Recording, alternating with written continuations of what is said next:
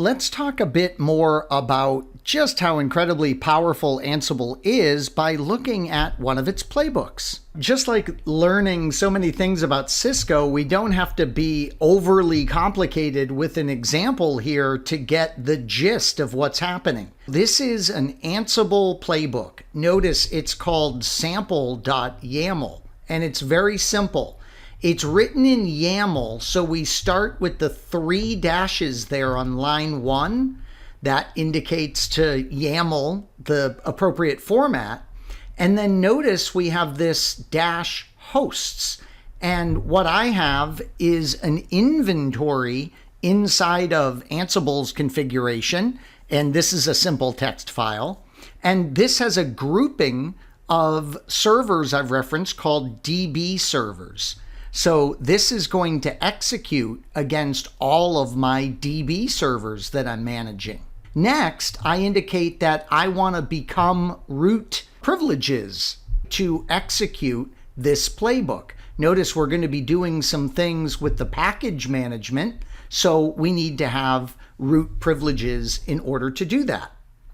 Next, we have our tasks area of the playbook. So these are the tasks or plays that we're going to be running inside of this playbook. I've got one named test package 1.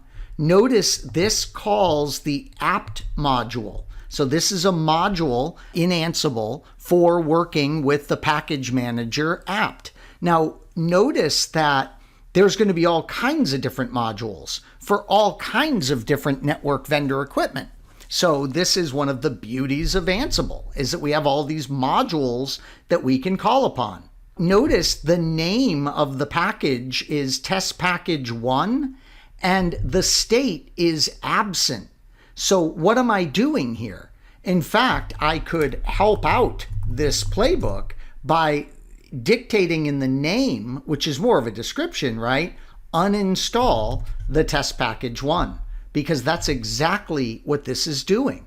By having the APT module look for test package 1 and make sure it's absent, this will uninstall it if it's there. I also want to update the cache in this task of the APT repository, so we can automate that as well. Notice what the next task does. It tests for test package 2, and if it's not there, it installs it. This is so cool.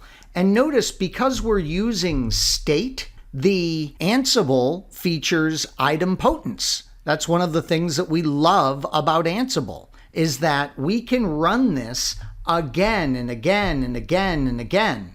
And if the test package 1 is not there, this task does nothing. And if the test package 2 is there, this task does nothing. So this idempotence is a concept that is throughout Ansible, and we love this fact about Ansible.